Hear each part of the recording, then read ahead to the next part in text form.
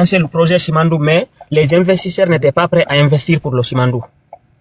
Si tu vois, l'analyse de Aliouba, ça va coller à la réalité. Parce que si tu vois, ils sont partis et tombés sur un 15%. Pendant ce temps, ils réalisent même le chemin de fer.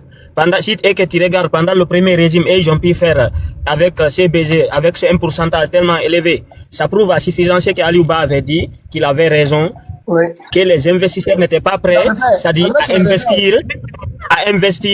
à investir sur le Simandou, à commencer à exploiter le Simandou pendant que le besoin en fer était en baisse. C'est-à-dire, il y a d'après son analyse, que le besoin en fer, c'est-à-dire, il y en avait suffisamment pour le moment, donc il ne voulait pas exploiter le Simandou. Il n'était pas prêt pour ça. Parce que c'est l'un des plus grands gisements au monde. Donc, ça, c'était l'analyse d'Aliouba que j'avais suivi. Mais si tu regardes, d'après ton analyse, comparant ça à la négociation qui a eu lieu au temps du premier régime avec CBG, même celle-là avait fait la même appréciation que tu fais là, sur le côté CBG, comparant ça au Simandou. Donc, tu vois que ils ont juste fait ça parce que ils se soucient juste de ce qu'ils mangent, de leur bouche, mais ils se soucient pas de l'avenir du pays et ils se soucient pas du futur de ce pays. Sinon, il ne devait pas toucher au Simandou.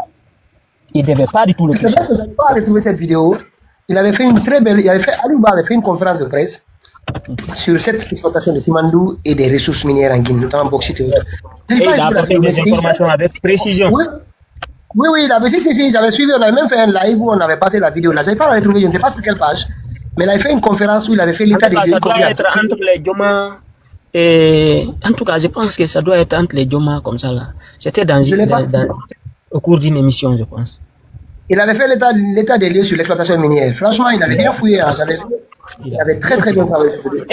Et Aliouba avait souligné que, ça dit, le projet d'origine, les rails devaient servir au transport public. Mais Aliouba l'avait souligné qu'ils viennent parler aux Guinéens parce que ils ont dévié même les trajectoires de ces rails. C'est-à-dire, les rails ne suivaient plus, c'est-à-dire ce qui était prévu. Parce que les rails n'allaient pas passer dans les grandes villes. Cela a prouvé à suffisance que maintenant, que les rails n'allaient pas servir pour le transport des publics. Il allait juste servir à transporter les mines. C'est-à-dire, si tu retrouves la vidéo là, c'est intéressant. Je vais te dire une chose. Ils ne l'ont pas mis en prison pour rien. Tu comprends? Aliouba dehors, nos petits bavardages là, déjà, ça les fatigue. Aliouba dehors, le CNRD allait avoir beaucoup de problèmes de communication. Parce que lui, comme il est à Conakry, il avait adapté son discours en fonction de des situations à Conakry. Donc, du coup, il faisait en sorte qu'il n'y ait pas les écarts de langage qu'on tient ici souvent. Il avait des difficultés à le tenir. C'est pour cette raison, y compris quand on l'a vu au tribunal, on a dit sortir les propos. Il n'avait aucun propos. Ils ont dit d'abord, il a initié les imams, après non, il a fait ça, il n'avait rien. Il avait adapté son discours. Aliouba dehors, pendant les 2 ans qu'ils ont passé ici, ça allait être très difficile pour le CNRD. Ils ont compris très vite, il fallait le coffrer. Il fallait le mettre à l'écart. Ça, c'est un plan. Je ne sais pas qui a calculé pour eux, mais c'est un plan bien ourdi. Mais moi, je te dis, je suis absolument confiant de ça, 100%. Si Aliouba était dehors, enfin, nous, là, petit Mamadou, tous ceux qui sont communiqués aujourd'hui, et la voix qu'il a, la notoriété qu'il a, et il s'est piqué très fort. Tu vois, et il connaît le dossier, tu vois, franchement, ça ne va pas être pareil. Le CNRD, c'est lui qui les a confiés, c'est lui qui leur a donné le conseil de mettre Aliouba derrière les 4 murs. Ils ont bien calculé, hein. Ils ont bien calculé. Ils n'avaient aucun moyen d'être dehors. C'est dommage, hein, pour le pays. Mais en même temps, qui a bougé? Montre-moi un seul jeune qui a bougé en Guinée. Pourtant, les gens le soutiennent. Personne. Les gens sont restés là. Aliouba, on l'a attrapé, on l'a mis en prison, ça a crié 2 ou 3 jours, les gens ont fait des buzz dessus. Mais qui est revenu? Mais tu sais, Pitaka, la paix a gagné le terrain, quoi. Est-ce que tu comprends? Est-ce que tu sais, même nous qui parlons là aujourd'hui, tu as vu comment il a commencé? J'ai dit, un moment va venir, même ceux qui sont à l'étranger, tu seras obligé de prendre ta famille, les enlever au pays pour pouvoir bouger. Le gars, la façon dont il parle comme ça, là, si on ne l'arrête pas, c'est ce qui va arriver. Et c'est là-bas, on tend vers ça. C'est-à-dire, il veut faire de la Guinée comme Kagame a fait du Rwanda. C'est-à-dire, un pays où les gens n'ont pas la voix, où tout le monde, c'est-à-dire où le président, il est suivi à 100% parce que les gens n'ont pas le choix. C'est ça, il veut faire de la Guinée. Tu vois? Vous savez quoi? Moi, je vous dis une chose. Depuis le d'Aliouba participer, pourtant, ce n'est pas suspendu ni dissous. Je vous avoue que depuis le refus d'Aliouba de participer à ces élections, alors que rien. Moi, je vous dis encore à nouveau, je l'ai dit la dernière fois ici, je crains pour lui. Il y a deux personnes pour qui je crains en Guinée aujourd'hui. C'est Commando Faré et Aliouba. Je vous dis clairement, j'en ai parlé, les gens m'ont dit, je n'ai pas d'infos. Hein. Si on m'a dit une info sur Aliouba, je n'ai aucune info. C'est une simple analyse. Parce que là, il a montré au CNRD qu'il est prêt à les combattre. Là, pour moi, hein, c'est une déclaration de guerre. Parce que il pouvait aller. Et il avait sa chance aussi. Hein, parmi tous ces partis-là, franchement, si c'était propre, UFDG n'est pas là, RPG n'est pas là, UFR n'est pas là, il allait ramasser tous ces gens-là. Élection propre, il allait être majoritaire à l'Assemblée. Tout le monde allait se reporter sur lui. Et le fait de refuser, il disait qu'il allait vous le fait de refuser de ne pas participer, le CNRD a compris que là, il est prêt. On va voir, hein. Moi, je ne sais pas comment il va s'en sortir. Peut-être que, je ne sais pas. Mais il y a quand même, je ne sais pas, il y a un petit truc qui me dit que j'espère qu'ils ne s'en prendront pas sa vie, mais c'est pas possible. Le CNRD, il y en a qui parlent là-bas, hein, que Aliouba, je sais pas, il a rompu des choses, je sais pas quoi, mais s'il y avait des choses qu'ils pensaient qu'ils allaient l'utiliser, peut-être qu'il a montré que peut-être ça marchait d'un seul coup. Il leur a montré la politique, et là, ça passe pas. Hein. Ça passe pas au palais. Pourtant, son parti n'est pas dissous. Il a attendu qu'ils fassent tout le truc. Il est revenu, il l'a fait à l'envers. En tout cas, si, comme ils disent qu'il y avait des trucs qu'il colportait là-bas, lui, il leur a montré autre chose. On verra, hein. Mais moi, je vous dis, il y a un risque. Un grand risque, Aliouba. C'est une analyse personnelle. Allez-y, je sais pas qui souhaite pas, on va revenir sur les autres sujets. En tout cas, je suis tout à fait d'accord avec toi qu'il y a un risque pour sa vie, quand même. C'est risqué. Yeah. Non, parce que parmi les jeunes aujourd'hui, tous les gens qui l'ont encouragé dans ça, aujourd'hui, personne ne parle de lui. Peut-être que les seules fois là où je vois Aliouba passer, c'est sur nos lives ici, quand on fait passer ses photos. Et c'est pitoyable, c'est sidérant. Ils passent tout leur temps à parler, hein. Ils font 5 à 6 lives par jour, mais ils l'ont oublié. Pendant que ce gars, il est vraiment en danger. Mais maman dit, si quelque chose arrive, on sait que c'est toi. Hein. Il est en danger, hein, moi je vous dis. Voilà, parce qu'on a affaire au PDG. Et c'est le système du PDG. C'est d'éliminer toute l'intelligence du pays, parce que c'est décomplexé. Parce que sinon, regardez l'analyse. Analysez simplement. Mamadi est là pour 7 ans. Aliouba a décidé de ne pas aller aux élections. Ça veut dire que pendant tous ces 7 ans de Mamadi, il n'est pas à l'Assemblée. Il va faire quoi, d'après vous? Mamadi a compris. Ces jeunes-là, ils ont pris ça comme une déclaration de guerre. N'oubliez pas le cas aussi du gendarme là. Oui. Celui dont je suis venu à parler ici, qu'il est en danger. Il faut qu'on oui, commandant Mamadou Alpha Bari. Exactement, faut pas le dire. Je vous dis à nouveau, la dernière fois, et le Guinéen là, des fois il raconte, il aime bien aller dans tous les sens. Hein. Mais le cas de Toumba, je me rappelle, il avait parlé de ça. Il était venu nous dire ici que on a payé quelqu'un pour aller assassiner Toumba. Les gens ont dit, ah bah là-bas. Moi je fais partie des gens qui l'ont dit. Et là il est venu me montrer ici un message hier de la même personne qui lui avait dit ça. Qui lui aurait dit, parce que je mets au conditionnel, je n'étais pas là, que la vie de commandant Mamadou Alpha Bari, ancien porte-parole de la gendarmerie nationale, serait menacée. Réellement, sérieusement menacée. Voilà. Donc, on doit continuer à parler de ça. Pour éviter. Commando Faré, je vous dis, s'il est encore là, quand la transition va finir, il comprendra que, voilà, les PTK vont travailler dessus. On m'a dit, c'est que, ce qui l'empêche de lui de bouger, c'est parce que tous les jours, on revient sur le cas de Commando Faré. Sinon, Commando Faré est déjà sur la liste. C'est le prochain dans l'armée. Le prochain, lui ou Tchegbo, mais bon, on sait pas. Mais surtout lui. Surtout lui. Ce qui se passe en Guinée aujourd'hui, c'est extrêmement grave. Il y a Mamadi Onipogi aussi qui est revenu hier ici sur certaines menaces. Des menaces extrêmement sérieuses qui pèsent sur certaines personnes. Le fils aussi de Général Toto, moi, il m'a envoyé une liste que j'ai même partagée dans le groupe. Hein. J'ai mis la liste là-bas. Vous verrez même les photos. La plupart une quarantaine de personnes, des militaires, des policiers, toutes sortes de Guinéens qui sont aujourd'hui portés disparus. Et Mamadi Onipogi nous dit que si, au plus tard, je sais pas, c'est 30 juin, non, voilà. Au plus tard, le 30 juin, tous ceux qui ne sont pas libérés, de considérer qu'ils sont plus de ce monde. Voilà. Que tous ceux qui ne sont pas libérés, de considérer qu'ils sont plus de ce monde. Sinon, ils sont en train de faire les libérations en catimini. C'est-à-dire, en fait, les gens là, ils se moquent de nous. Vous savez ce qu'ils font? Ils nous ont habitués à des libérations comme ça, sporadiques. Ah, les enfants les parents de Tibou. En fait, je pense que c'est là, c'est pour essayer de commencer la libération. On attrape les parents de Tibou, on les libère. On libère le petit UFDG. On libère d'autres. Ils sont en train de nous habituer à ça. Non, ils sont en train de libérer les gens, un à un. Ils sont en train de glisser encore dans une manipulation. Donc la vigilance va être là. Franchement, moi je vous dis, c'est pour cette raison même si certains nous traitent de de radicaux. C'est pas grave. Allez-y, c'est pas Makalo, vas-y si tu veux parler la parole. En attendant qu'on passe. Je vais vous montrer un point. On entend celui-ci quand même, il faut le montrer. Mais vraiment, c'est la Guinée, quoi. Vous savez, mon président, il faut qu'on se dise des vérités. Les photos que je vois ici sur cet écran, c'est vraiment des photos de la honte. Regardez ici, rapidement, je passe la parole. Attends, je vais montrer, vous allez voir. Voilà, regardez. Hein.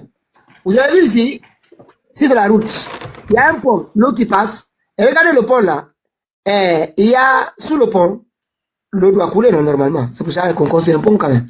Et le pont là, il aboutit, il donne vers où? Regardez à quoi, vers où il donne. Il donne vers les il donne vers les concessions, vers une boutique. C'est un pont, hein? On construit un pont, on laisse l'eau passer, mais à partir d'ici, c'est à l'eau de choisir sa route. Voilà, il va à gauche, à droite, il rentre dans le pont pour aller inonder la boutique, voilà, ou emporter les gens. C'est à lui, c'est à l'eau de choisir sa route maintenant. Ils ont fait le travail, ils sont partis. Regardez, mais franchement, dans quel pays on peut voir ça? Regardez, les boutiques sont là, il faut vous expliquer. Non mais, s'il vous plaît, mon président.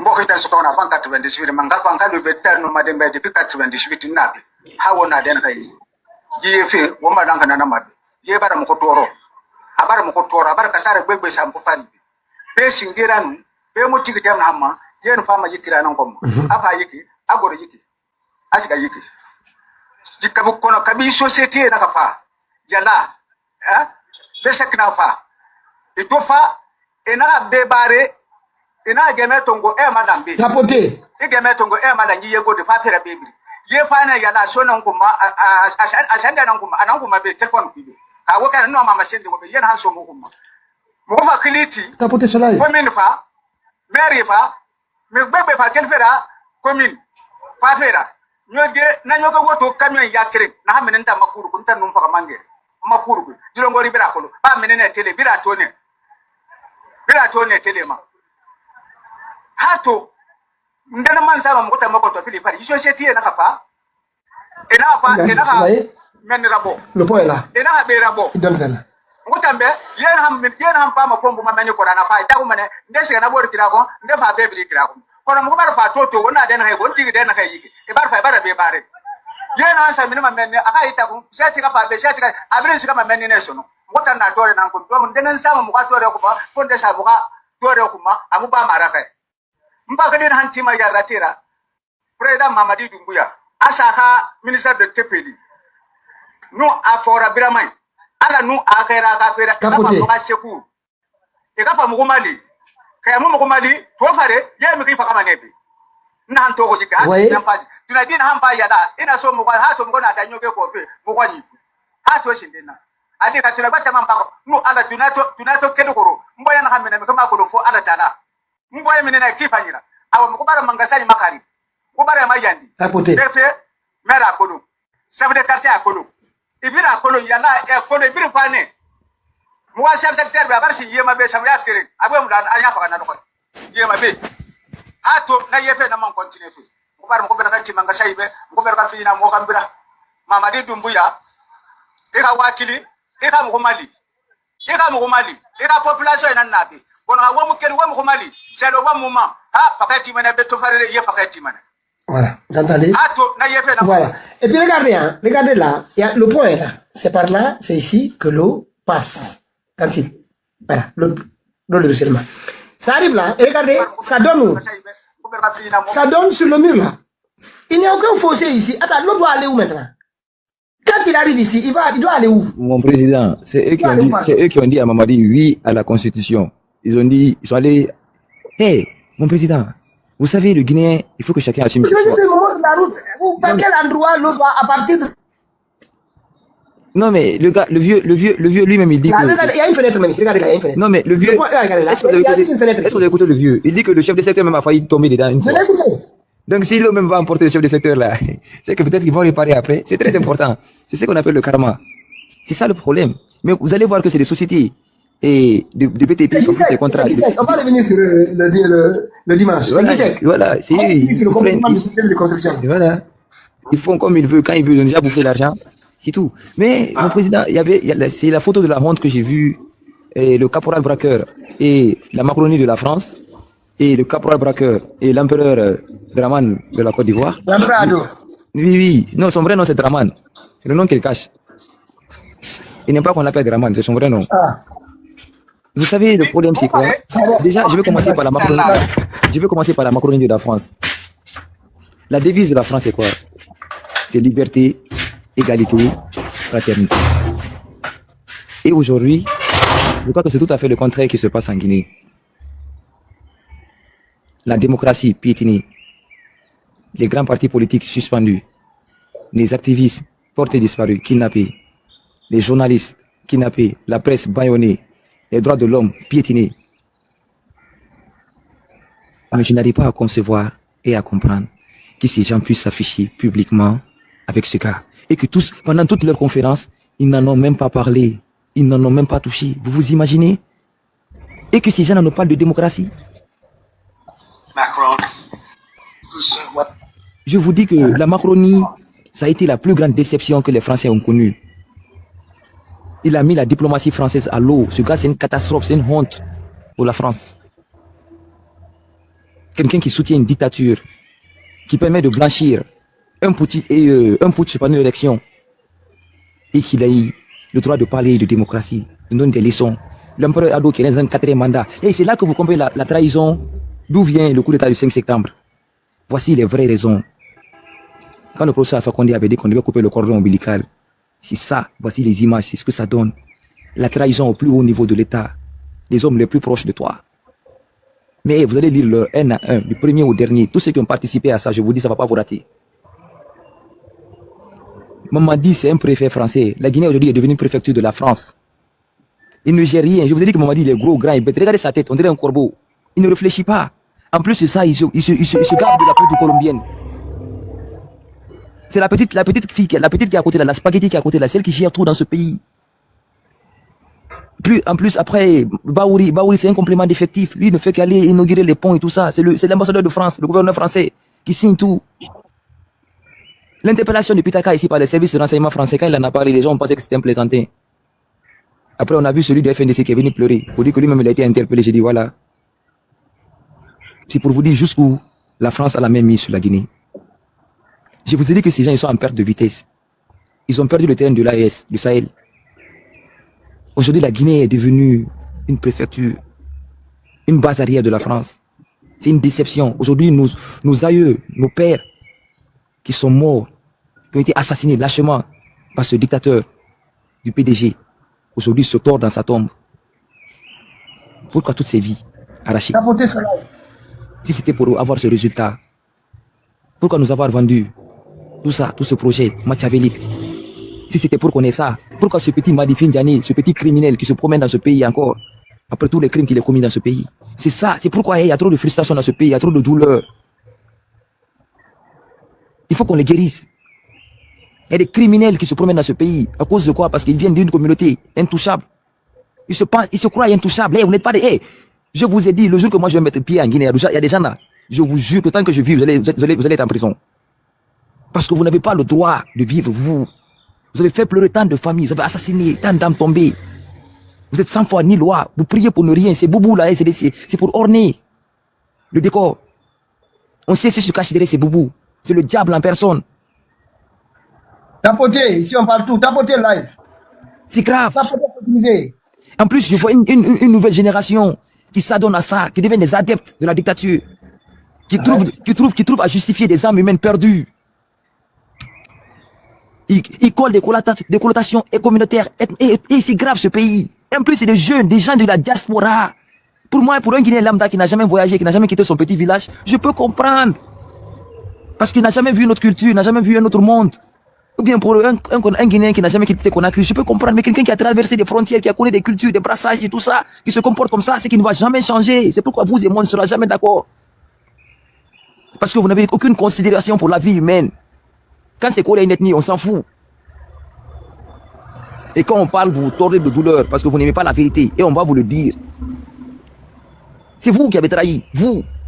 Aujourd'hui, vous avez vendu la Guinée à la France. Pourquoi? À cause de vos appartements. Mais c'est grave. S'il vous plaît, vous les gens du PDG là, pardon, pour l'amour de Dieu, au moins quand vous nous amenez quelqu'un, amenez-nous des gens qui sont propres. Pas ces petits loupards là. Au moins, amenez-nous. Regardez, en Côte d'Ivoire, au moins, ils ont pris un ancien docteur en économie, même si c'est un voleur. Même si c'est un docteur, au moins, c'est un cadre. Ouais. Il peut représenter le pays. Au moins, regardez, malgré qu'il est vieux, il est fatigué, c'est une momie vivante. Mais il est là. Au moins, mais chez nous, tellement ils se foutent de la Guinée, c'est une vengeance. Ils nous envoient un caporal légionnaire, quelqu'un qu'ils ont viré dans leur légion, accompagné d'une femme spaghetti. Pendant que nous avons vendu le panafricanisme ici pendant des années, et les armes qui sont tombées, l'intelligence guinéenne gâchée, terminée. C'est ce que ça donne comme résultat. C'est ça, c'est ce qu'on vit aujourd'hui. Et ils continuent dans la promotion, ils n'arrêtent pas. Le projet est en place. Ils ont formé leurs enfants, ils pensent que leurs enfants vont venir nous diriger. Ils parlent le chapelet, c'est de ça ils parlent. Ils ont leurs enfants qui sont là. C'est de génération en génération et c'est terminé. Cette échelle, on va la briser, on va la casser. Je vous ai dit, on va se bouffer dans ce pays-là. On va se bouffer. Et le pays-là, c'est pas pour quelqu'un, c'est pas pour le père de quelqu'un, c'est pour tous les Guinéens, c'est le bien commun. Puis, vous ne pourrez pas nous intimider, c'est pas possible. T'as compris?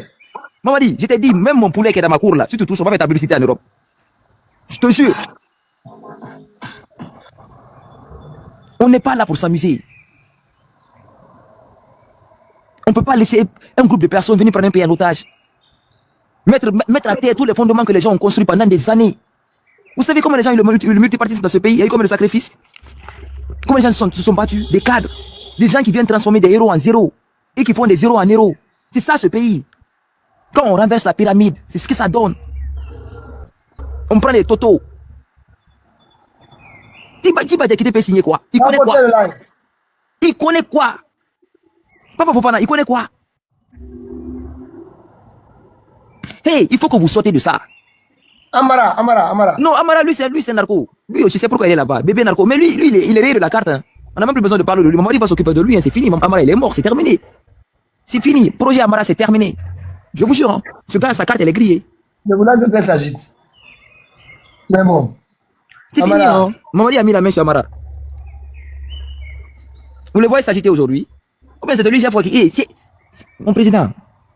Comment on dit mes condoléances en Konya? Non, mais attendez, et votre femme Konya là? On ne vous l'a pas présenté encore? Attends, oui, attends, je passe pas aux autres. Petit Amaro, franchement, moi, la femme, je dis que c'est une femme. Ma femme là, je l'attends, jusqu'à maintenant, je ne l'ai pas vue. Mais sincèrement, on ne va pas s'en sortir comme ça. Moi, tu m'annonces une femme, tu vas la sortir. Moi, je cherche une femme. Voilà, je fais une femme, ça fait quelque temps, j'ai pas envie d'aller dans un dating ou quoi. Toi, tu m'as annoncé une femme, et puis de surcroît, qui travaille avec Mamadi, qui gagne de l'argent, qui a tout là-bas. Mon frère, il faut la chercher. Pardon, je n'ai pas venir, t'inquiète pas. Maintenant, regardez ici, rapidement. Après, monsieur Mohamed, je passe la parole.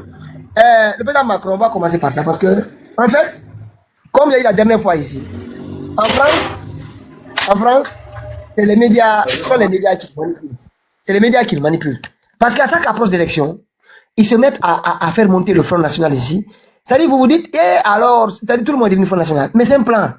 C'est un plan. En fait, tout ce qu'ils font, ils choisissent un candidat, ils le soutiennent. Et ça fait plus de 20 ans, hein. Depuis 2003, je pense. Parce que c'est qui a commencé avec ça. Le dossier français, il faut qu'on s'en occupe. Hein. Ce gars, il entend de foutre la mettre en Guinée. Mais je sais qu'ils vont mettre les bâtons dans vos roues là-bas, mais il faut qu'on s'en occupe. Non, moi, personne. Ils vont mettre les bâtons dans vos roues. Ça, c'est leur spécialité. Ils sont là et ils nous écoutent. Ils sont à la fenêtre. Dans tous les cas, même dans mon WhatsApp, une minute. En fait, ils nous chauffent ici. Il faut montrer l'extrême droite. BFM, CNews, tout le monde, ça. BFM, et puis tous les jours c'est islam, les noirs, si c'est là, plus de travail, voilà, on entend tout. Extrême droite monte. Et puis, croyez-moi, dans ce pays, en fait, c'est là que vous allez comprendre la malhonnêteté des hommes. S'il vous plaît, je vous demande ici, l'élection présidentielle qui arrive là, regardez BFM, CNews et tous ces médias-là, écoutez-les. 48 heures, c'est-à-dire avant la clôture des campagnes, de la semaine là, écoutez-les. Et écoutez-les le soir de la publication du premier tour. Ils changent de langage. C'est-à-dire ils sont très proches de l'extrême droite. Et ça ne fait que monter les sondages, ça monte partout, et puis tout ça. Et le soir de l'annonce des résultats, ils font tout pour que l'extrême droite se retrouve au second tour. Et une fois que l'extrême droite au second tour, ils commencent à maintenant nous dire, voilà, on va voir maintenant qui sont les vrais citoyens, les gens qui aiment la France, qui n'aiment pas les extrêmes. C'est-à-dire, ils commencent à nous culpabiliser. Comme si c'est nous, c'est-à-dire, tout le temps, les gens disent arrêtez de monter les gens là. Ils les montent, ils les montent, ils les montent. Une fois que les gens sont là, maintenant, nous on dit, ben on fait comment? Ils disent voilà, ils sont en deuxième tour, les gens là, ces extrémistes, ils veulent tuer tout le monde, ils veulent ceci, ils sont antisémites. Hey, oh, je vous dis, à chaque fois, faites l'expérience. Attendez la prochaine élection présidentielle française. Jusqu'à une semaine des élections, vous allez voir tous ces médias-là, ils sont proches de l'extrême droite. Mais dès que le premier tour tombe, ils changent. Leur candidat est face à l'extrême droite. Ils commencent maintenant à culpabiliser tout le monde. Vous là, vous n'aimez pas la France. Et puis, les mêmes, hein, les mêmes. Ils sont capables en 48 heures de changer. Et après, maintenant, les gens font quoi? Quand on vous dit que Marine c'est extrême droite, second tour, les gens vont même vomir sur leur bulletin pour voter. Nous, tout le monde a voté pour Macron ici. Deux fois, parce qu'à chaque fois, ils nous font le coup. À chaque fois, ils nous font le coup. Les mêmes médias, les sondages, tout, ils nous font le coup pour que l'extrême droite soit au second tour. Et puis après, maintenant, le candidat est là. Ils n'ont même pas, ils font même pas d'effort. Croyez-moi, 2 élections passées. Imaginez que Jean-Luc Mélenchon, qui appelle à voter Macron, à 2 reprises. Parce que une fois que l'extrême droite se retrouve là-bas, on commence à dire, voilà, on va voir qui aime la République, qui aime les valeurs de la République. Alors que c'est les mêmes qui donc c'est des élections truquées. Mais ici, c'est pas dans les urnes. C'est pas dans les urnes, c'est très tactique. Mais le candidat est déjà connu, on sait que c'est lui qui va gagner. Vous allez voir encore. À 3 mois ici, on sait en France qui gagne les élections. Vous allez voter pour rien. On sait déjà qui gagne. Donc c'est comme ça. Moi, sincèrement, ça ne m'étonne pas. Hein. En tout cas, ici, c'est comme ça que ça se passe. Maintenant, on va regarder le Macron. Parce que nous, il n'a jamais été élu. Je sais pas, il a donné, il a combien? 32, même pas 30%. C'est-à-dire son électorat, les gens ne fait même pas 30% des Français. Même pas des Français, hein. De ceux qui sont déplacés pour aller voter. Parce que c'est au bout des les yeux. Et avec ça, il vient, il tape la poitrine comme si lui, il a été élu sur son programme. Personne ne l'a élu sur son programme. Les gens ont voté le dégagisme contre le Front National. C'est ce qui s'est passé ici. Si c'était sur son programme, ça allait se voir depuis le premier tour. Il allait avoir un score qui le rapprochait de la victoire. Pour avoir juste une personne se rallier ou alors un changement d'opinion de ceux qui ne veulent pas aller à l'extrême, qui allaient se reporter sur lui. Mais sinon, il a tout le temps les 24, 22, 23. Il faut que tout le monde se mobilise ici. Il ne fait même pas de campagne. Dès le deuxième tour, ils ne font même pas de campagne. C'est nous qui faisons la campagne pour lui. On sort, oui, on fait quoi? Il faut aller quand même voter pour éviter que le pays ne succombe. Non, on l'a dit maintenant là. Si vous poussez Marine, cette fois-ci, si vous poussez Marine au second tour avec n'importe qui, cette question-là, on va la régler une bonne fois. Elle va venir ici, vous allez voir, elle ne pourra rien faire, ni contre les Noirs, ni contre les Arabes. Elle va foutre juste le bordel. Elle ne pourra faire rien contre personne. Personne ne pourra agresser ici. Vous imaginez les intérêts qui sont en Algérie? Vous imaginez les intérêts au Sénégal? Les intérêts en Côte d'Ivoire? Bon, Mali, Burkina, ils ont fait autre chose. Mais tous les autres là, vous imaginez quand ça bouge dans ces pays-là? Mon frère, il y a des pays qui sont indépendants dans ce monde-là. Moi, je le sais. C'est les Suédois. Ils peuvent vider tous les Africains chez eux. Ça ne change rien dans leur politique étrangère, sauf leur conscience. Ça ne gêne même pas. Ils sont chez eux, ils ont les Norvégiens, ils ont leur pétrole, leur truc. Ils ont tellement d'argent d'ailleurs, ils créent des fonds souverains pour garder l'argent. Ils n'ont pas besoin d'aller piller en Afrique. Donc tous ceux-ci là, ils peuvent se comporter comme ils veulent sur nous. Mais la France, l'Angleterre, l'Espagne, Portugal, personne ne l'a dit d'aller en Afrique. Ils ont les mains et les pieds liés, mais on n'arrive pas à comprendre. On n'arrive pas à comprendre que si on s'organise, on a le pouvoir sur eux. C'est le manque d'organisation qui me donne l'impression qu'ils sont plus nombreux chez nous. C'est comme quand ils sont arrivés avec les canons pour envahir nos continents là. Heureusement, dans un premier temps, les moustiques d'abord les ont dit non, il y a trop de moustiques ici, ils sont allés en Chine. Ils nous ont oublié, hein. Ils sont allés d'abord en Chine et en Asie là-bas. C'est quand ils ont eu des problèmes, quand ils ont découvert la pénicilline là, tout ce qui les aidait à pénétrer nos forêts, c'est à ce moment qu'ils sont revenus encore. Ouais, donc mais à chaque fois, nous, on est là, on regarde. On est là, on regarde. Franchement, c'est terrifiant. Et aujourd'hui, on a toutes les informations sont devant nous. En fait, moi, nos parents, je ne leur en veux pas. Ils n'étaient pas au courant. Ils n'avaient Samouri n'avait aucune information. Bokadbiro, celui de Dahomey, tous les résistants africains. Personne ne savait ce qui se passait à Berlin. Personne n'était au courant de rien. Ils ne savaient même pas que les gens là avaient un plan bien ficelé, coordonné pour envahir l'Afrique. Chacun pensait que c'était un blanc qui venait les agresser. Sinon, bon. Mais nous, on a tout aujourd'hui. Mais malgré ça, on baisse les bras. Voilà. Je vais monter Macron rapidement là. Je vais commencer par son ami. Il a un ami là. Il s'appelle Donald Trump. Bon, je vais prendre celui parce que Donald, pardon, aujourd'hui j'ai trop bavardé plus que tout le monde. Je suis désolé, parfois ça m'arrive quand ça fait des jours que je parle live. Je prends complètement en otage le truc. Mais regardez ici. Non, Hollande a une attaque, mais c'est pas en fait Donald Trump. Donald Trump, le gars là, à part le bordel qu'il fout, il est particulier ce gars, quoi. Il est. Regardez Donald Trump. Regardez, il parle du président Macron. Quand Le gars... Regardez, pardon, c'est-à-dire ce gars-là, il n'y a pas son Dieu dans ce monde. Il fallait... si Dieu n'avait pas créé Donald Trump... Regardez Donald Trump, regardez, pardon. Boom. Then another one, boom. And she's like, she was ready to go. She walked back to the corner. She said, I've never been hit like that.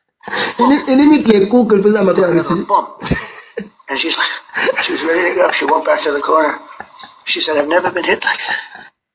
En fait, vous savez, quand je regarde Donald Trump, avec tout le raffinement qu'on montrait des Américains, le raffinement, la démocratie, la diplomatie qu'on enseigne dans les grandes universités américaines, le savoir-faire, le savoir-vivre, il s'est retrouvé... Et se retrouver avec un tel individu à la Maison Blanche, je ne sais pas ce qui s'est passé. Hey, les gars, allez revoir vos livres. Il y a un problème, allez revoir. Hey, on a compris en fait que tout ce que vous enseignez dans ces universités-là, américaines, européennes et tout ça, gestion de l'économie, franchement, en réalisant aujourd'hui, on a compris que ce n'est pas les théories d'Adam Smith, je ne sais pas, de toutes ces personnes que vous présentez aussi. Hey, c'est pas ça. Tout ça, ça nous montre aujourd'hui, c'était le pillage. C'est le pillage du reste du monde. C'est avec ça que l'Occident vivait, notamment l'Amérique et l'Europe. C'est avec ça qu'ils vivaient. Ils pillaient en Chine, ils pillaient en Inde, ils pillaient partout. En Afrique, en Asie, partout. Maintenant, les pillages ont commencé à... Regardez la Belgique. La Belgique était en paix jusqu'à ce que le Congo dise non, c'est fini. Ils ont commencé entre Flamands et Wallons là-bas à s'affronter. Chaque matin, chaque soir. Ils avaient même imposé de faire un gouvernement. Il n'y a plus d'argent. Les Wallons ont baissé parce que c'était les plus puissants à l'époque. Parce que bon, c'est eux qui détenaient le Congo. Mais depuis que le Congo, les richesses du Congo sont échappées, enfin, une bonne partie, et les Flamands ont pris le pouvoir. C'est ce qui leur arrive. Donc, c'est le pillage. L'Occident, c'est toujours, ils ont toujours mis à piller le pétrole, piller le manganèse, piller le fer. Maintenant, c'est de plus en plus difficile. Parce qu'il y a de l'information et les peuples commencent à dire non. Les peuples commencent à s'opposer, même s'ils n'y arrivent pas encore. Mais ils commencent à opposer une résistance. On a vu, bon, Venezuela, ils n'arrivent pas. Mais au moins, les Iraniens commencent, les gens commencent à s'opposer. Vous allez vous rendre compte, d'ici une dizaine d'années, ce pillage-là, parce qu'avec l'Iran maintenant, tout le monde commence à comprendre qu'ils sont pas invincibles. Ils sont pas invincibles. Parce que moi, tout le monde parle de bombes atomiques. S'ils sont fous, ils n'ont qu'à larguer. Cette bombe-là, personne ne va l'utiliser. Moi, je n'ai pas peur de cette bombe. Personne n'a peur de cette bombe. Personne ne va l'utiliser. Parce que le premier qui va l'utiliser, le monde ne sera plus pareil. Ça, c'est une certitude. Quel que soit le pays, le premier qui va l'utiliser, le monde ne sera plus pareil. Le monde va changer de visage. On va devenir au Moyen-Âge. C'est pour cette raison, moi, cette bombe-là, elle fait peur à personne. Donc, ça veut dire, et sans cette bombe-là, personne, ils peuvent effrayer personne, parce que les Iraniens ont montré que c'est possible de résister contre eux. Et c'est uniquement l'Iran qui l'a fait, sans parler de tous les autres. Donc, quand cette propension-là, et cette capacité d'aller piller les gens, gratuitement, comme bon leur semble, quand ça va t'arriver là, ils sont pas seuls, là, Européens comme Américains, vous allez vous rendre compte vraiment, des choses vont se passer sur cette terre-là, dans une quinzaine d'années là. Dans une quinzaine d'années, vous allez vous rendre compte que ce n'est pas avec les études dans les grandes universités américaines, Cambridge et partout, l'économie on gère comme ça, on va à gauche, à droite. Nous, ça nous a toujours prouvé que c'est faux. Tout ça, c'est faux. Toutes les crises là, économiques, c'est eux. Notamment l'Amérique, parce que c'est l'Amérique qui les commence après, ça envahit tout le monde. Tout le monde a vu à chaque crise, sur son prime, avant ça, 1929, à chaque fois les crises, c'est eux. Parce qu'ils vivent sur le banditisme, ils fabriquent des dollars, ils donnent au reste du monde. Et ils ont imposé à tout le monde, tu n'as pas de dollars, tu n'achètes rien. Donc, du coup, eux, ils n'ont même pas besoin de faire. Il suffit juste chaque matin de fabriquer des dollars. Parce que le reste du monde a besoin d'acheter des dollars pour faire du commerce. Donc, ils achètent des dollars et ils les vendent gratuitement. Imaginez, hein, je prends le papier, je fabrique des dollars et je vous les revends. À prix d'or. À prix d'or. Et c'est le seul pays au monde, quand il est en difficulté, là, en récession, tout le monde se bat pour que sa monnaie ne faiblit pas. Parce que si sa monnaie faiblit, tout le monde prend les conséquences. C'est-à-dire, ça fait longtemps que ce pays-là, il vit, c'est un parasite. C'est un pays parasite sur le reste du monde. Ils ont juste la force pour imposer à tout le monde. Et à côté de ça, bon, on va revenir sur Macron. Hein. Parce que l'objectif de Macron, c'est pas les États-Unis. Mais il faut qu'on dise. Regardez Macron ici. D'abord, il est allé aux Africains là-bas. Regardez ce qu'il fait aux Africains. Regardez. Excuse me. Hey, excusez-moi tout le monde. Hey. Je suis désolé. Mais c'est impossible de parler de culture. Vous avez ici des gens qui sont super inspirés, qui viennent ici, et c'est impossible de parler avec tout ce bruit. C'est un manque total de respect. Donc je suggère une chose. Si vous voulez faire autre chose ou parler d'autre chose, il y a d'autres pièces dehors. Si vous voulez rester ici, vous écoutez les gens parler. Hey, excuse. Non, franchement, pour moi, c'est un des plus grands manques de respect que j'ai vu sur le continent africain. Regarde, je vais vous montrer seulement ce que disent le reste du monde. But there are Africans who are offended, who found it rude and disrespectful for the French president to come here on African soil and tell them what to do, how to behave. They consider it offensive and another sign of the French condescension toward Africa. He stood up in front of a room full of Africans and said this. Excuse me, everybody. Hey. I'm sorry, guys. But it's impossible to speak about culture, to have people like that, super inspired, coming here, making a speech with such a noise. So this is a total lack of respect. So I suggest, if you want to have... Some Africans consider it a total lack of respect from President Emmanuel Macron. They see that as the continued infantilization of Africans, a European former colonial master telling Africans how to behave. And they ask the question, do you think an African president would do that in Paris? Or would President Macron do that in the US? So that is the assumed authority that he took here, that others maybe would not have, suddenly other African presidents would not do in Europe. And yes, it's annoying when the room is noisy and he did the right thing by trying to calm people down. But the optics of this are all wrong, especially when you consider what President Macron told Africans here, that we come to the table as equal partners. But then they see stuff like that and they say, this is why you're getting shunned in the west of Africa and former French colonies follow.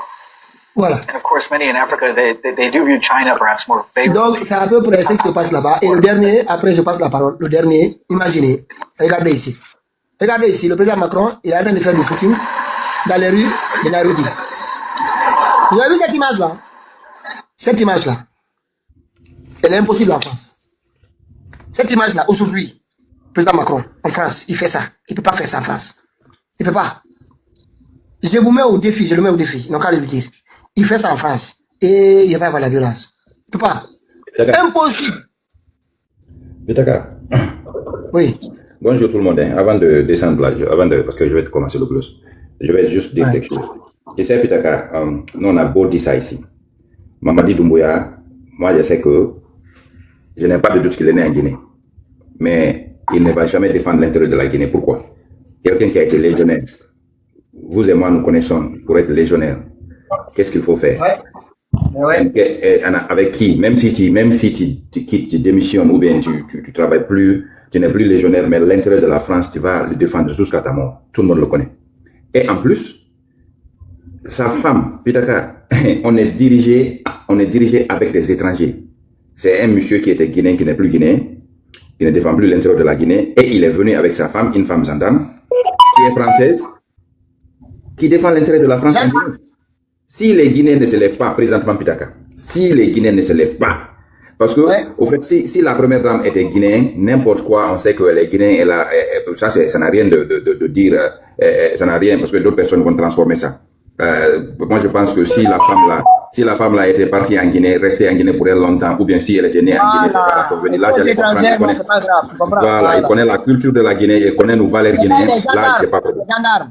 Exactement. Celle-là ne connaît rien de nos cultures, il connaît rien de la souffrance des Guinéens. Leur objectif, c'est quoi? C'est juste pour venir prendre tout parce que la France aujourd'hui, ils n'ont rien maintenant. Ils n'ont rien. Même en Afrique aujourd'hui, on connaît avec les pays sahéliens, tout ça là, et les autres pays maintenant ne répondent plus au nom de la France. Maintenant, seule la Guinée et la Côte d'Ivoire qui reste. La Côte d'Ivoire n'a rien. Ils ont fini de prendre tout. Si nous regardons la Côte d'Ivoire et le Sénégal, mais il n'y a rien là-bas. Maintenant, c'est la Guinée, c'est là. Maintenant, ils nous ont attachés complètement. Si les Guinéens ne se lèvent pas, ça, c'est pas pour dire que c'est mon parent qui est ici, ou bien c'est mon ethnie qui dirige. C'est pas ça. C'est l'intérêt de la Guinée. Si vous ne vous levez pas présentement pour chercher Doumbouya avec sa femme, avec tout son clan, un jour, vous allez le regretter. Mais nous, tout ce qu'on fait aujourd'hui, c'est de dénoncer, de vous dire ce qu'on connaît. Et vous-même calculez. Nous avons eu assez de chefs d'État. Combien? 5 chefs d'État. Mais si vous calculez... On n'est même pas à 100 000. Et vous aussi. Ils ne vont pas tapoter parce que quand le problème c'est quoi? Si nous, quand on parle de bien de la Guinée, ils ne tapotent pas. Mais si nous parlons ici des filles, vous allez voir le tapotage va aller jusqu'à 1 million. Voilà. Moi, tout ce que je peux dire, Pitaka, les Guinéens n'ont qu'à se lever. Mamadi Doumbouya, il n'est plus guinéen, il ne défend plus l'intérêt de la Guinée, c'est l'intérêt de la France. C'est ce qu'il est en train de faire. Et sa femme est là-bas pour le surveiller. C'est tout. La femme est là-bas pour le surveiller. Ça ne va rien nous apporter, Pitaka. Rien, absolument rien. Voilà. Ouais. Tapoter. On l'a perdu, hein, tapoter. Makalo, on t'a perdu. Alors, vous m'entendez? Voilà, on t'entend mieux maintenant. C'est Guinée-Bissau qui me mute comme ça, mais c'est pas grave. Je ne vais pas me presser pour toi. C'est ça, Pitaka. Moi, je n'ai rien à dire aujourd'hui aux Guinéens. Si les Guinéens... Mais restez. Vous allez commencer de se plaindre. Mamadi Doumbouya fait ça, fait ça. Ne vous levez pas. Parce qu'on vous a parlé, vous avez accepté la constitution de la France. Parce que ça, c'est une constitution de la France qu'ils ont instaurée en Guinée. Ça, c'est pas une constitution des Guinéens. C'est une constitution de la France. Vous avez accepté que ce monsieur la change, même le mandat de 5 à 7 ans. Vous avez accepté ça. Donc, parce que la France a visé, pour eux, peut-être 7 ans, 14 ans, ils vont vider tout la Guinée. Parce qu'ils ont essayé avec tous les autres présidents, ils ont échoué. Avec Lassana Conté, ils pensaient qu'ils pouvaient, peut-être, comme lui là, il n'était pas tellement instruit, ils pensaient ils n'ont pas pu. Il a refusé catégoriquement. Doumbouya est venu aujourd'hui par Pitaka. Tout nous bien, il est en train de signer des contrats. Signer des contrats, tout nous bien. Et moi, je pense que c'est la France qui est devant. C'est la France qui est devant avec tout ça, la Pitaka. C'est pas Doumbouya, hein, c'est la France qui dirige la Guinée. C'est tout ce qu'il dit. Exactement. Maintenant, c'est le bon moment de se lever. Nos parents, le premier président a protégé nous bien. Et que ça ne faut pas qu'on laisse des étrangers, une femme étrangère, moi je vais le dire, ça n'a rien à voir sur le racisme, mais cette femme ne doit pas être une première dame dans un pays. En tout cas, un pays africain, là où les gens pensent, pensent avec le cerveau. Depuis qu'on a commencé à assassiner les gens, qui a entendu une seule déclaration de Laurent Doumbouya? Parce qu'elle n'est pas guinéenne, elle s'en fout, c'est tout. Qui a entendu une seule déclaration de Laurent Doumbouya? Ah, ça c'est un deuxièmement aussi, Pitaka, elle est criminelle parce que elle est gens de tout fait, Pitaka, c'est des personnes qui n'ont pas, qui voient une femme gendarme française ou bien même anglaise, tout ça là. Mais c'est des femmes qui n'ont même pas, on connaît la méthode, peut-être que la méthode de la femme là a été formée. C'est une femme qui n'a pas de petit. Voilà. Moi, je pense que c'est le bon moment de passer le message, Pitaka, de dire aux Guinéens, levez-vous. Ça n'a rien à voir avec l'ethnie, ça n'a rien à voir. Mais ce monsieur et sa femme, ils nous ont montré, regarde comment Macron, comment on les a accueillis en France. Mais Pitaka, qu'est-ce qu'ils sont en train de parler là-bas? Qu'est-ce qu'ils sont en train de dire? C'est une fille française, une fille qui est toujours gendarme. C'est grave, hein? C'est grave, Pitaka. Il faut qu'on parle à nos frères. Il faut qu'on lance le message. Ça, c'est une guerre qu'on doit se lever. Comme Guinéens, on combat les Français là. Sinon, Pitaka, je te le jure, dans 5 ans, vous allez voir. Vous allez voir dans 5 ans. Les Français n'ont rien à voir. C'est ce gouvernement-là et tous ceux qui sont là pour exploiter l'Afrique. Là, il faut qu'on dise non. Non, mais Pitaka, le gouvernement français, c'est eux qui représentent la France. Si aujourd'hui, avec tous ceux qu'ils ont eu, les humiliations qu'ils ont eu dans les autres pays jusqu'à présent, ils voient aujourd'hui aussi, ils sont en train de faire la même chose en Guinée. Donc moi, je peux dire que, moi, c'est la France. Je ne peux pas dire que le gouvernement français, il représente l'intérêt de la France, Pitaka. Parce que tous ceux qu'ils sont en train de virer chez nous aujourd'hui, on développe leur pays. Et nous... Par exemple, même aux États-Unis, quand par exemple, parfois, Donald Trump met en place certaines politiques, il y a beaucoup d'Américains qui ne sont pas d'accord. C'est Donald Trump, c'est l'administration, tu comprends?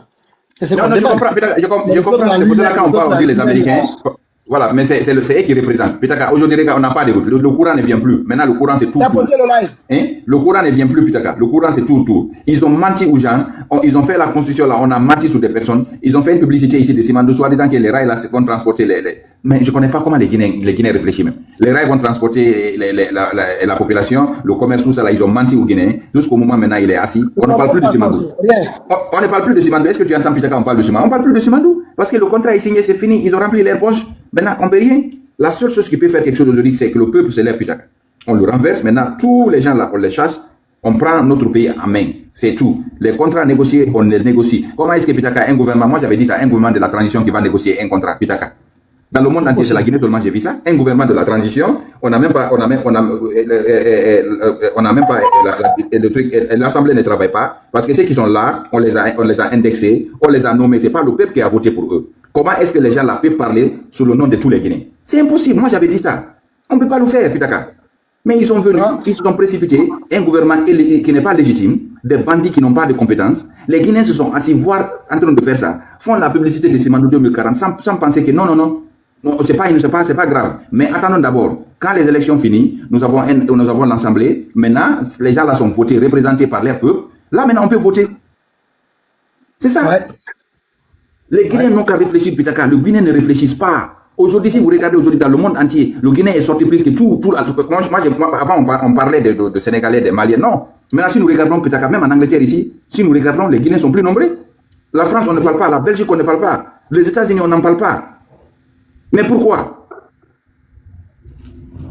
En tout cas, moi, nous, on va continuer de passer le message. Si vous acceptez, c'est élevé surtout la jeunesse. Hein. La jeunesse, nous sommes plus jeunes. Hein, parce qu'une fois que tu as dépassé tes 40 ans, tu n'es plus jeune. Hein. Voilà. Ah ouais. Nous ne sommes plus jeunes. Nous, on parle à la jeunesse de 18 ans jusqu'à 35 ans. Levez-vous maintenant. Levez-vous. Le pays là, c'est à vous maintenant. C'est vous. Nous, on a assez fait. Nous, on a assez fait depuis le temps de Lassana Conté. On est là. On a assez fait. Mais vous êtes là, comme, je ne sais pas, comme des moutons. Vous êtes assis. Je ne sais pas, vous voyez la réalité en face. Mais vous ne vous levez pas. Aujourd'hui, même pour payer des gens, c'est des problèmes, Pitaka.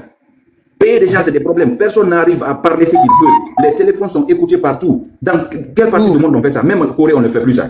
On vous écoute dans le téléphone. Une fois qu'il dit quelque chose qui ne va pas dans leur sens, tu es arrêté. Personne n'ose dire quelque chose. Et vous êtes là-bas, vous dites que vous êtes des Guinéens, vous êtes libres. Faites attention, hein. Faites attention, sinon vous allez voir, c'est votre carrière qui est en jeu comme ça. Votre carrière, parce que quand la France vit tout en Guinée. Qui vont les suivre là-bas, surtout les jeunes qui vont les suivre là-bas. C'est ça. C'est ça, parfois, ça fait mal. Quand tu parles, ça fait mal, tu expliques, ça fait mal. Maintenant, on est en train de nous qualifier. Et tous ceux qui viennent, c'est les Pitaka, c'est des gens qui ne travaillent pas. Il n'y a pas de problème, on ne travaille pas, hein. C'est pas grave. Mais nous, quand même, on a dépassé notre jeunesse. On a dépassé ça. Donc, c'est qu'on a gagné là. On a gagné. Vous, maintenant, vous êtes là. D'autres qui sont à l'université, d'autres sont venus. Moi, demain, je serais fier de dire pendant 2-3 ans, je n'avais rien à faire. Tout ce que j'ai fait, c'était Mamadi Doumbouya matin et Mamadi Doumbouya soir. Je suis très fier de ça. C'est vous. C'est-à-dire, c'est dans votre cerveau qui a des soucis, que ça crée des guerres civiles. Franchement, vous allez vous rendre compte. Franchement, moi, ça, j'en suis très fier. Très fier.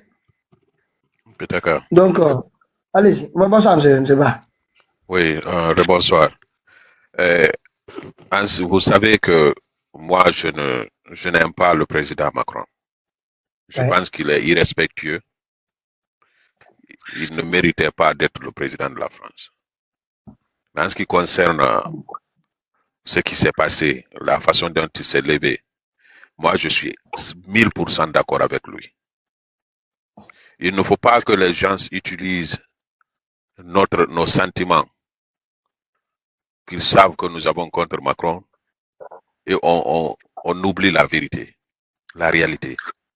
Allez-y revoir la vidéo avant qu'il ne se levait. C'était un toy-boy total. Dans la salle, personne n'écoutait l'autre. S'il vous plaît. Mais c'est différent. Quand vous partez en Afrique, vous êtes habitué de l'ordre. Mais ça montre que les gens s'en fichent de leur rencontre. Les gens vont là-bas pour se rencontrer, les gens vont là-bas pour autre chose. Hein. Ils vont là-bas pour faire des questions. Monsieur Pitaka, c'est différent quand vous êtes habitué à l'ordre et vous partez quelque part, c'est complètement désordonné. Je comprends, mais il n'est pas. Ça veut dire que les gens n'aiment pas. Ton temps est très cher. Si maintenant les gens s'en fichent de se rencontre. Si c'est pas.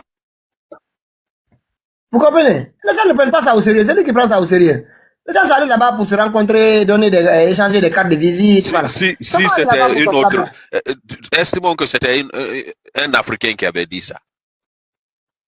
On n'allait pas dire quelque chose? Hey, la vérité, elle fait très mal. Mais ce qu'il a dit ce jour-là, avec la toy-boy dans cette salle, personne n'a écouté l'autre. Oui, mais est-ce que ça ne prouve pas le désintérêt des Africains? Mais est-ce que ça ne prouve pas le désintérêt des Africains? Pour dire que vraiment, nous, là, on n'est pas venus pour ça.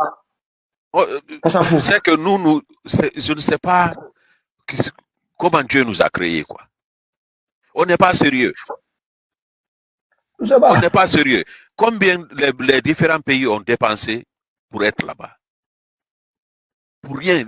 Ils ont laissé des affamés chez eux. Ils dépensent tout cet argent. Et ils partent là-bas. Personne ne peut écouter l'autre. C'est que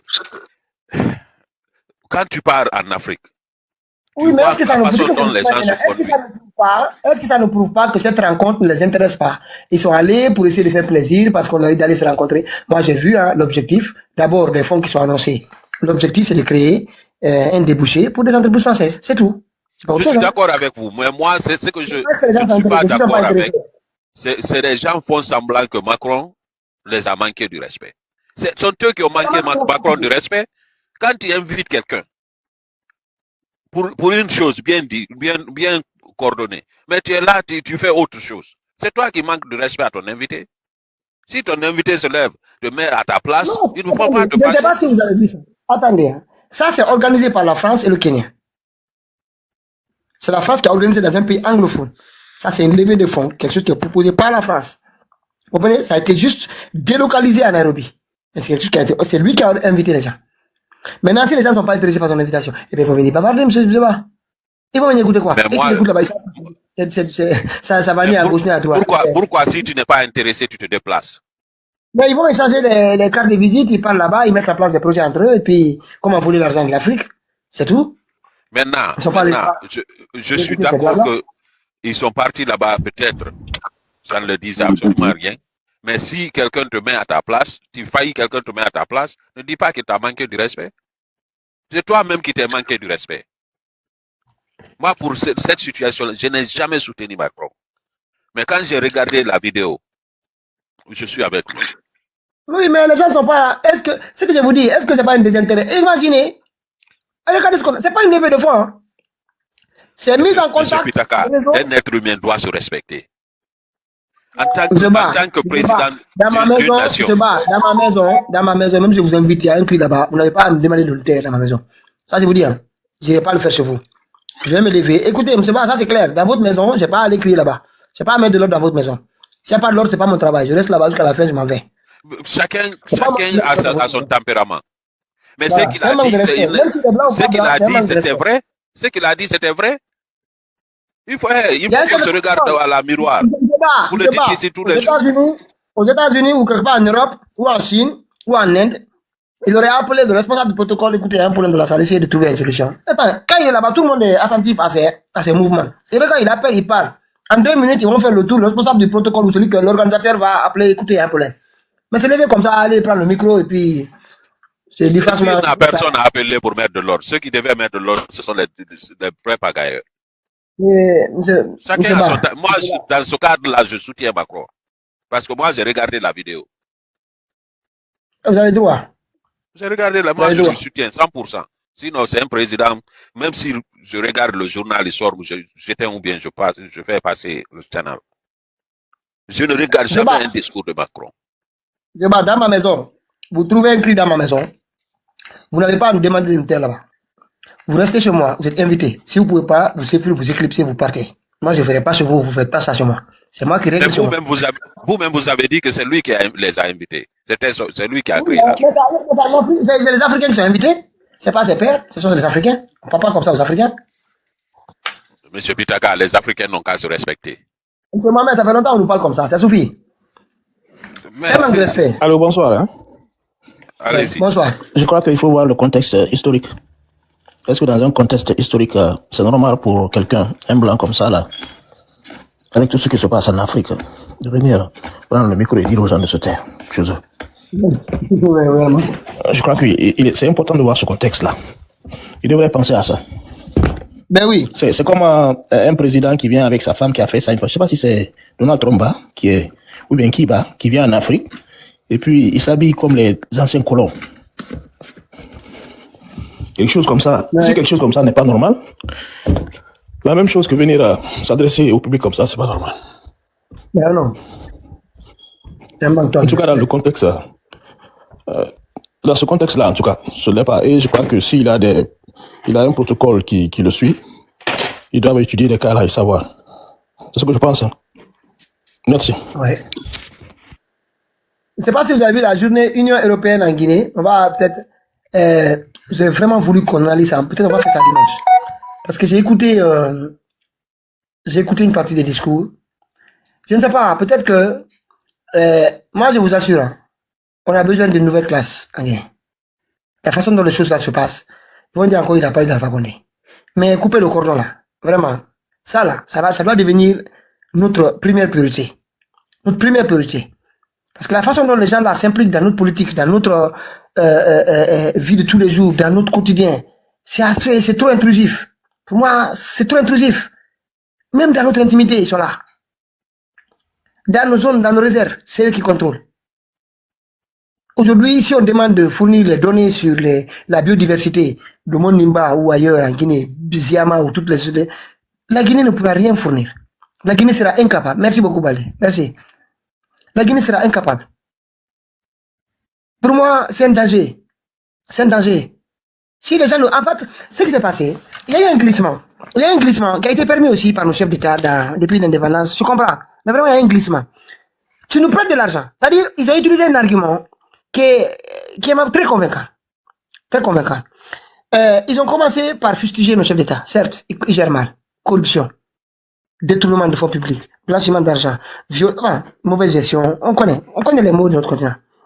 Donc, en fait, ils ont utilisé des mots qui nous mettent, enfin, qui nous assaillent aujourd'hui, et pour bâtir leur argumentaire. C'est-à-dire, ils ont travaillé pendant quelques années à discréditer complètement le chef d'État. Certes. Mais qui les assiste? Qui signe des accords de défense avec eux? Qui est-ce qui fait des lobbying pour eux? Très souvent, c'est eux. Mais en fait, quand ils ont fini de les discréditer, ils ont commencé à s'introduire dans la gestion de nos pays. En se disant, voilà, comme les pays là, on prête l'argent est mal géré, on va commencer à financer les ONG. Ça, c'est arrivé il y a 8 ou 10 ans. Vers les années 2000, 2010, comme ça. Enfin, ça, il y avait quelques temps, mais c'est là qu'ils ont commencé à... Maintenant, nous aussi, on était partants. Quand il y a un programme Ebola contre telle chose, ils viennent, c'est eux qui financent, c'est eux qui envoient des experts, c'est eux qui envoient les techniciens, voilà, c'est eux qui gèrent tout. 50% ou 100% du budget est lié au fonctionnement de la structure, et 40%, bon. C'est ce qui se passe. Donc, ils ont utilisé ça à chaque fois pour gérer nos forêts. Ah, vous n'arrivez pas, vous avez besoin d'aide, on a besoin de techniciens, ils envoient des techniciens. Et ces techniciens, ça, sont payés dans les prêts qu'ils nous accordent. C'est-à-dire, c'est nous qui payons. Les salaires là ne sont pas fixés par nous. C'est pas nous qui fixons les salaires. C'est eux qui fixent les salaires. Sur des prêts que nous devons rembourser. Et en même temps, ils viennent, c'est eux qui gèrent avec nos ONG. Les ONG, petit à petit, c'est comme ça, ils nous ont fait jusqu'à prendre la plupart de nos institutions, à rentrer aujourd'hui dans les EHPAD, à avoir des coopérants partout. C'est-à-dire, même à l'Assemblée, quand on finit de faire notre budget là, ils sont là, c'est eux qui vérifient si le remboursement des prêts est pris en compte, à quelle hauteur, etc., avant de valider quoi que ce soit. C'est-à-dire, il y a quelque chose, il y a un malaise, il y a un problème. Pour moi, il y a une véritable réflexion qui doit se faire en Afrique. S'ils nous prêtent de l'argent, il n'y a pas de problème. Nos chefs d'État, c'est des corrompus. Oui. C'est des irresponsables. Oui, nous sommes tous d'accord. Maintenant, si vous prêtez l'argent, donnez-lui l'argent. Nous savons que les fonds là, c'est lui qui les a gérés. Demain, c'est à lui que nous demande des comptes. Mais depuis une dizaine d'années en Afrique, 40% des prêts qui sont accordés à l'Afrique sont gérés par des pays qui accordent des prêts. C'est ça qui est grave. Et en même temps, ça ne va pas. Ça va toujours pas. Et on ne sait pas à qui poser la question. À ces ONG, ces entreprises qu'on envoie pour aider ou à nos chefs d'État. On ne sait pas à qui poser la question. Nous voulons un interlocuteur sur notre problème. Donc, s'ils nous prennent de l'argent, c'est pas à eux de devoir gérer ça. Si ça va gérer, aux prochaines élections, on va s'occuper de celui qui a contracté les prêts. Mais là, on est dans une confusion totale. Sans vous couper, mais franchement, moi, la réflexion là, pour moi, c'est trop. C'est trop. Ils nous prêtent, ils n'ont pas de gérer. On n'est pas des nègres seulement, on a un cerveau maintenant. Et depuis toujours d'ailleurs, c'est eux qui nous ont mis, on a accepté ce complexe, je sais pas, c'est assez étrange. Mais quand vous regardez un peu, ce qui est frappant, ou moi, en tout cas moi qui me dérange davantage, c'est de voir que sur le globe, nous sommes les seuls. Nous sommes les seuls aujourd'hui dans cette situation. Les seuls au monde, Afrique. Les Asiatiques, Asie du Sud-Est, ils sont tous libérés, ils ont des influences comme tout le monde, mais ils ont une autonomie réelle. Réelle, c'est eux qui gèrent leur pays. Personne n'entendait pas parce que quelqu'un allait foutre le bordel chez eux. En Amérique latine, bon, Venezuela, autre chose, mais globalement, partout. Chez nous, bon, et les Arabes aussi. Hein.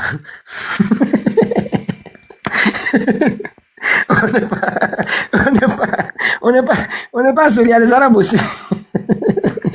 on est les deux sur l'ensemble du globe à subir ce qu'on subit, quoi.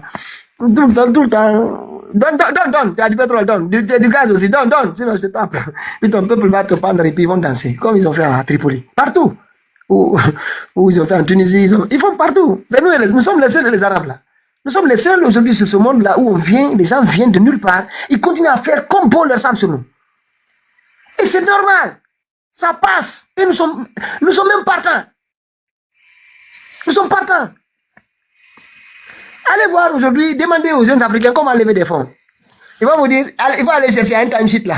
Il y a des documents, voilà. Il y a un protocole pour aller répondre aux appels d'offres de l'AFD, des Belges, de toutes les agences, quoi. C'est ça qu'on sait faire en Guinée. C'est qu'on fait en Guinée. Franchement, c'est, moi, en fait, en même temps, au niveau des ONG, je pense que, voici le problème de la jeunesse. Moi, je ne demande pas forcément d'affronter Mamadi Doumbouya en face. D'accord, vous qui ne pouvez pas faire, vous qui avez démissionné, parce que pour moi c'est une démission. Mais vous pouvez tout de même prendre vos responsabilités, créer des ONG pour accompagner les citoyens dans, ne serait-ce que dans les violences politiques. Tout le monde, c'est que des mouvements, en Guinée, on crée des mouvements de soutien. Il n'y a pas une ONG qui soutient une cause. Hein. Il n'y en a pas. La seule qui était là, bon, au début c'était le FNDC, mais bon, ils ont disparu. Même Guinée Alerte qui venait ici, il m'a appelé 2 ou 3 fois. Il dit que Pitaka, vous attaquez à tout le monde. J'ai dit oui. Oui. C'est vrai, on le revendique. Hein. Et comme je dis souvent, nous sommes conscients parfois de pousser le bouchon. Un peu long quand même. Ouais. Quand on regarde parfois les rediffusions, quand je les écoute, au moins les publier. Je publie tout, hein, mais je dis, ouais, c'est vrai que parfois on pousse. Mais c'est important. C'est important, la transgression, moi, elle ne pose pas de problème. Tant qu'elle a pour objectif d'apporter un changement. Vous savez, en France, la Révolution française, moi, bon, j'ai mon idée dessus. Hein. Moi, c'est pas une révolution. Ce qui s'est passé, bon, il y a eu quelques droits. Enfin, on a sacralisé des droits dans les papiers, mais au fond, on savait qu'il y avait des lieux, il y avait des types de citoyens. Il y a beaucoup de choses à discuter. Il y avait même des gens dans les îles qui n'étaient pas comme libres. Mais on prend juste la cause. Ce qu'on nous a donné, parce qu'on nous a vendu la révolution comme autre chose. Mais on prend juste ce qu'on nous donne. Ceux qui sont levés pour aller casser la Bastille, et croyez-moi, c'était pas légal. Hein. C'était pas légal en France de se lever, d'aller à la Bastille, de casser, chercher des armes et aller chercher le roi à Versailles. Ça, c'était le plus grand crime qu'on pouvait commettre en 1789. Le plus grand crime. Pourtant, en tout cas, c'était pas légal. Restons dans la liste, c'était pas légal. Mais parfois, on est obligé de braver la loi. On est obligé de braver la loi parfois pour avancer. Voilà. Ça, c'est pour cette raison que parfois, on se permet certaines petites c'est des petites transgressions, elles ne sont pas très lourdes parce que, oui, c'est des petites. Parfois, moi, mon objectif, tapoter, quand même, on est à la fin du live. Mon objectif, c'est de pousser les jeunes Guinéens dans peut-être 3-4 ans à, comme disait Stéphane Echel ou Eiffel, comment on appelle, il est décédé après à son âme, hein, qui parlait d'indignez-vous, hein, il avait créé un mouvement ici, indignez-vous, il demandait ça aux jeunes Français, etc. Je pense que nous devons faire ça. Et prendre aussi, moi je prends souvent l'exemple de la Bastille.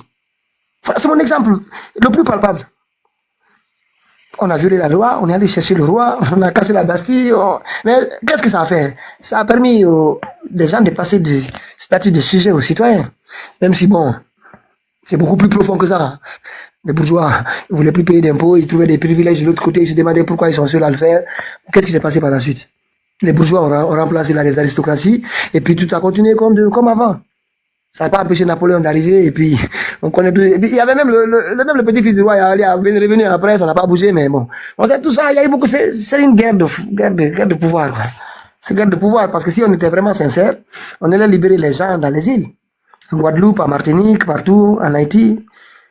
Haïti était encore dans la guerre d'indépendance, alors que la déclaration des droits de l'homme était déjà marbrée en France. Donc, ça veut dire que c'était une affaire de lutte de pouvoir. C'était pas seulement une affaire de révolution. Certes, ça a apporté des bienfaits à la France. Et aussi au reste du monde parce qu'on s'est copié. Beaucoup, ça a servi de référence pour s'extirper un peu de ces dictatures-là, de ces tyrannies d'avant. Mais c'était une lutte de pouvoir. Ça, on le sait maintenant. Enfin, si on creuse, on sent que c'était une lutte de pouvoir. Allez-y, mais nous, ce qui nous importe, c'est ce qui se passe dans le pays en Guinée. On dit à Macron qu'il comprenne que la Guinée, depuis le 2 octobre 1958, on a dit non. Et sachez que la Guinée, je dis ça à lui et à quiconque. La Guinée, c'est pas la Côte d'Ivoire. La Guinée, c'est pas le Sénégal. Et faites-moi confiance. Vous avez des universités, hein. Vous avez les plus grands analystes au monde. Les plus grands analystes au monde. Mais moi, je dirais seulement aux renseignements là, parce qu'ils me suivent tous les soirs ici. Ils ont dit que Pitaka est devenu le problème, il est français, et en même temps, il est devenu le problème de l'affaire de la France en Guinée. Je dis pas de pagaille. Pas de pagaille. Ça, il faut qu'on soit clair là-dessus. Il faut que, voilà, nous, franchement, ça, c'est, la dernière fois qu'on m'avait demandé ici, ils disaient, ah, t'aimes pas la France, qu'est-ce que ça? Je dis, il n'aime Macron. Je dis, est-ce que les gilets jaunes aiment Macron? Est-ce que les bonnets rouges en Bretagne là-bas, là, est-ce qu'ils aiment Macron? Donc, je suis pas le premier à ne pas l'aimer. Moi, j'ai voté pour lui parce qu'on m'a dit, si je votais pas, j'étais pas un bon citoyen. J'étais un citoyen qui n'aimait pas la République, qui ne partageait pas les valeurs de la République, alors que, moi, je n'avais rien à voir avec ça. Même avec ça, ils ont voulu nous mettre ici la pression, nous culpabiliser. Donc, on a voté pour Macron, deuxième tour. On a même craché sur les bulletins, mais bon, on était, voilà. Je ne sais pas la prochaine fois qu'est-ce qu'on fera. Mais il ne sera pas là de toute façon, mais c'est les gars qui poussent l'extrême droite. Donc, vraiment, pour le cas guinéen, ce que nous disons, je répète encore à nouveau, vos grandes universités là, ils ont les plus grandes analyses au monde. Vous avez les intelligences artificielles qui peuvent vous faire des plus grandes prédictions. Mais je vous assure, sur le cas de la Guinée, vous vous trompez lourdement, la Guinée ne sera pas occupée. Je vous assure que le cas guinéen, Sékou Touré, il a eu un côté positif qui est réellement positif. Celui-ci, c'est pas seulement lui, hein, c'est toute la révolution qui a produit ça. La Guinée ne sera jamais occupée. Ça, je vous mets en garde. Vous n'allez pas comprendre comment. C'est-à-dire, ça va partir d'une vitesse en Guinée. Personne ne va comprendre. Moi, je crains ça. Parce que le scénario malien, on ne souhaite pas. Mais la Guinée, ça peut devenir très violent. De 1958 à 84, on était seuls. Le seul truc que les Guinéens n'acceptent pas, c'est l'occupation. Croyez-moi. Et ça, on commence à le sentir. On commence à le sentir. Hein. Et moi qui parle aujourd'hui ici, on me dit, voilà, pour ta garde tempo à certains intérêts. Croyez-moi, nous serons les seuls demain qui seront là pour dire non. C'est pas la France qui fait un problème, c'est Macron et certains intérêts ici. Parce que l'objectif, c'est pas faire comme on m'a dit, partir. Nous, on n'a pas dans ça. Si ça ne va pas, tu pars. Si ça va, on reste son travail, on coopère. Mais croyez-moi, en Guinée, mettez en garde, je ne sais pas jusqu'à quand je vivrai ou quelqu'un d'autre, mais mettez-moi, ils n'ont qu'à écrire ça. Les cabinets qui vous ont conseillé que cela était possible en Guinée, ils vous ont menti. La Guinée ne va pas accepter. Ça va donner l'impression. Mais c'est comme le pouvoir militaire. C'est très efficace à court terme, mais ça fait pas long feu. Allez-y, on va essayer de... S'il vous plaît, allons 100 000 au moins avant 7 heures. Aujourd'hui, désolé, hein, j'ai capté le live. J'avais des sujets que je souhaitais un peu aborder. Aujourd'hui, j'ai fait le Alpha aussi qui dormait. Donc, du coup, j'ai passé beaucoup plus de temps. Mais c'était important. Et surtout que ce sujet... Allez, vas-y, hein. Je vais laisser Guinée. Qui est monté là? Il y a quelqu'un qui... Lyon, c'est là? Sinon, on revient sur les déguerpissements avant de fermer porte et fenêtre du live. Tapotez un peu. Je vais vous montrer ici. Vous allez voir combien de fois le Guinéen, c'est quelqu'un... Mais je vous ai toujours dit, le groupe là, un instant, tapotez. Juste, je vais le montrer quelque chose. Depuis le début du live, vous êtes à peu près 2400 qui ont vu. On a à peu près 150, 200. Vous restez là, vous savez que c'est là que ça se passe. Nous, ce qu'on vous demande, venez tapoter.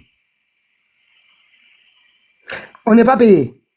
Et vous voyez aussi que une fois qu'on aborde des sujets très difficiles, très complexes, assez sensibles, y compris chez nous, quand nous étions hier dans les coulisses pour préparer l'émission, Joseph était le plus engagé. J'en parle ici. Je dis à tout le monde là-bas, je dis, vous allez voir, l'engagement de Joseph là, ça va, on va arriver au live, c'est autre chose. Je dis, moi, c'est pas ici qu'on parle, c'est là-bas. J'en parle, désolé, je parle surtout, mais juste ça. Donc, quand le sujet devient très complexe et assez sensible, c'est pas évident. C'est pas évident.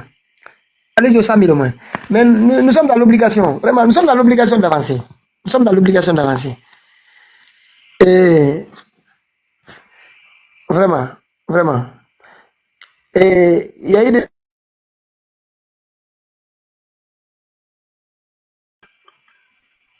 Vous vous trompez. Vraiment, vous vous trompez. Vous savez, quand on a pris, je cite les Moriba Magasuba ici, les Paris 3 et les autres, c'est les mêmes Guinéens qui demandaient à ce qu'on ait les qu'il ne faut pas... Ce sont des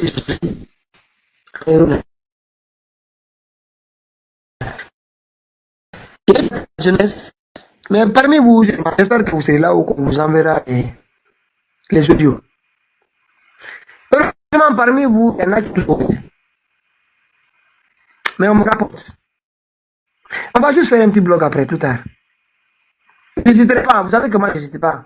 Pas de balance les gens. Mais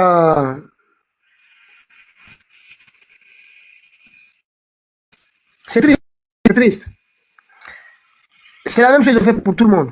Tous ceux qui ont voulu faire avancer les choses ici, Le Guinée, il va te combattre. Il va te combattre.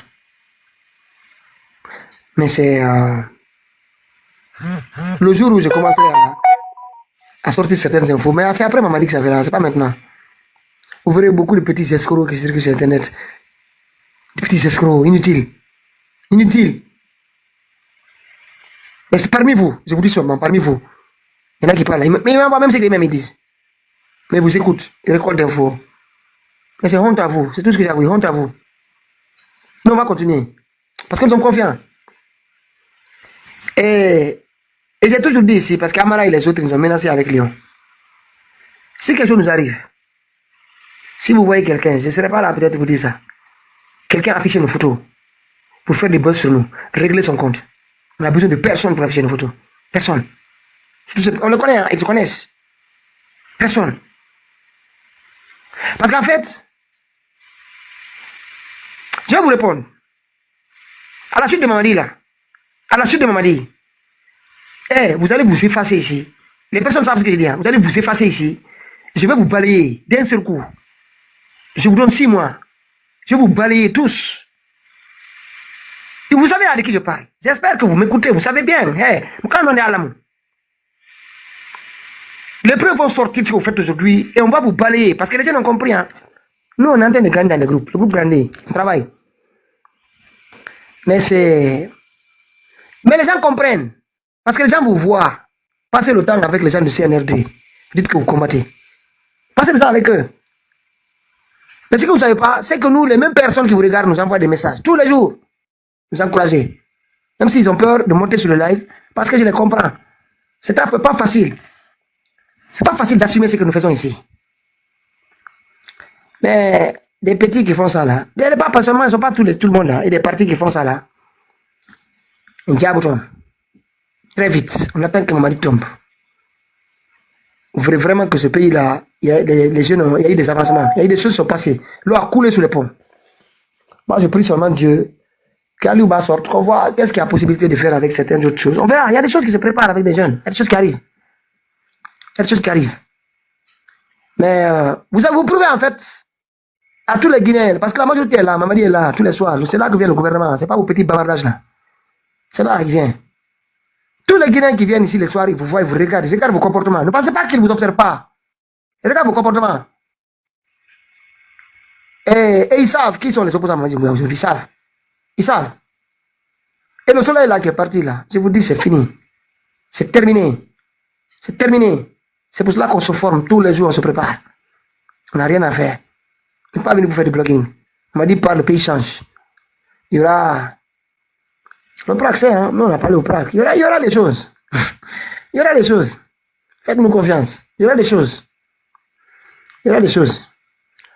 Seulement... En tout cas, moi, je trouve ça drôle. Je trouve ça drôle. Mais regardez-les seulement. Regardez-les où ils vont, partout, la journée, ce qu'ils font. Les gens ont combattu ici à cause d'un Eric Kamano qui n'a même pas... Pour rien, hein? Pour rien. Mais nous continuons, nous archivons. Et je dis encore à Mamadi Doumbouya et à toutes les personnes qui l'envoient vers nous que nous sommes dans les préliminaires. Je lui ai dit que je prépare un film sur lui, un dessin animé. Vous allez voir que ce qu'on fait ici, c'est très professionnel. Franchement, j'ai même dû le sortir sans... À un moment, j'ai regretté pourquoi l'avoir annoncé. Parce qu'à partir du moment où les gens vont dire, c'est Pitaka qui le sort, les gens, c'est Pitaka. Parce que si j'avais sorti un épisode sur un compte créé à part, les gens allaient se demander d'où ça vient. Ils allaient pas nous, mais bon, dans la vie, parfois, on va trop vite dans les annonces. Mais quand je l'ai fait ici après, j'ai regretté, j'ai dit, bon, c'est, toi-même, j'aurais dû faire ainsi pour laisser les Guinéens, quand on le fera, hein, et quand ça sortira sur tous les épisodes, de regarder la transition des dessins animés des enfants, pour que ça soit, je veux que les enfants comprennent ce qui s'est passé. Mais sous forme de dessins animés, c'est beaucoup plus accessible pour eux, notamment les plus petits. Donc, nous, on travaille, on n'est pas dans le bavardage, hein. Et moi, je dis à tout le monde, le président Alpha, je le suis parce que c'est un garçon. On l'a suivi parce qu'on sait qu'il sait comment prendre le pouvoir. Il sait. Ça, il est comme Indien. Il n'y a rien à faire. Il va aller, on va voter, il va passer, il n'y a rien à faire. Nous, on a compris. Et ça, il reste dans ma boussole. Il reste ma boussole. Et on attend, il va arriver. Vous allez voir, il y aura des changements dans ce pays. Mais ce que vous faites là, c'est pas une lutte. Découragement là que vous faites aux gens. Commencez à nous étiqueter. Comme vous avez fait à Bari 3, comme vous avez fait à Fodeba Keita, comme vous avez fait à Bari Jawaz. Comme vous avez fait, même à Dialotile après quand on les a pris ici. Après quand ils sont morts, ils se mis on connaît même où ça se passe. Et